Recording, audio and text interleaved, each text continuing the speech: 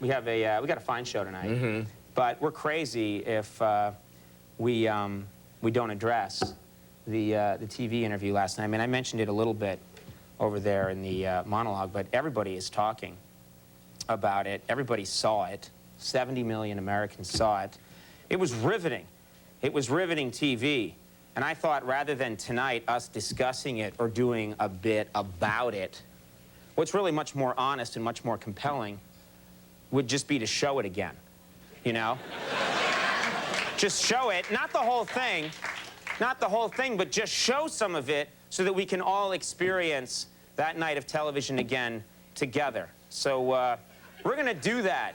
We're gonna do that right now. I know this seems a little unusual, but I think it's the only way for us to really cleanse ourselves of this national nightmare. So Liz, do me a favor and show last night's amazing Barbara Walters interview. Tonight, the private affair, the national scandal, the public fallout. Andy Richter describes it all in his own words. This 2-hour presentation, March 3rd, 1999. Describe yourself. I'm outgoing.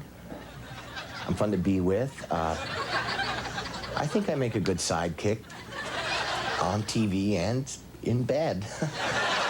You testified that you and the president began what you described as intense flirting. When did you see him? What was this intense flirting like? There was a lot of eyelash batting. That subtle widening of the eyes. And then one time I put my hands out like this, and he put his like that, and then we peeked. We laughed. It was great. The whole thing was great.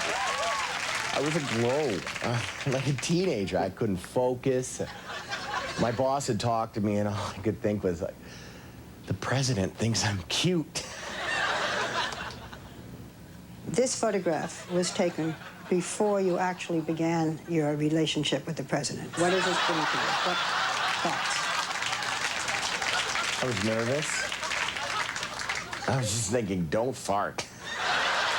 The history. What'd you think? But he'd been chewing gum right before. Actually, I think it was Razzles. So I started thinking, well, is that a candy or is it a gum? You know, it took me right out of it. Broke the mood for me. I mean, what is it? What do you think? No, forget it. It doesn't matter. How did it become so intimate so quickly? I just looked at him and I said, listen, you're a grown man, I'm a grown man, let's get it on, you know. That first encounter, the president took a phone call from a congressman while you were very closely together. How did you feel about that? I felt some pain in my back, and right on here was kind of like, you know, pinned. It's probably just from the position in the desk, you know. Where was your self-respect? Where was your self-esteem? You know, I think, oh, here it is, right here. What kinds of things did he say to you that made you feel this was not just sex? Well, it wasn't always sexual, but it was physical, because we'd wrestle a lot. It was a lot of tickling. He'd spell words on my back with his finger, and I'd have to guess what it was. One time, he spelled tickle, and I guessed tickle, and then he actually tickled me. It was so much fun. And I mean, probably my favorite thing was when we would just spoon. Throughout most of the relationship,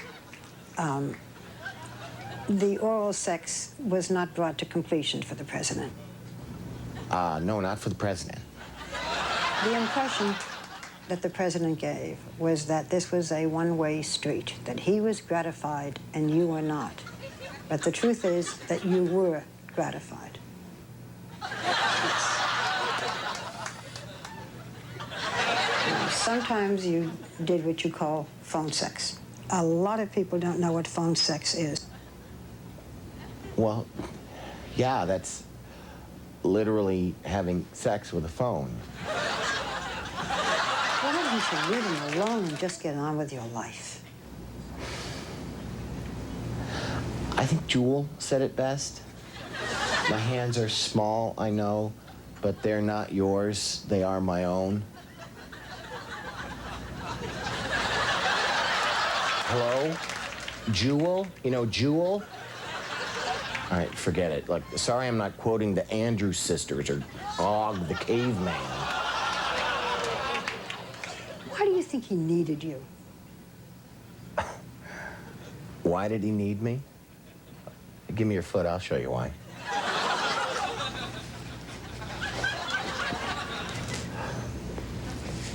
Huh?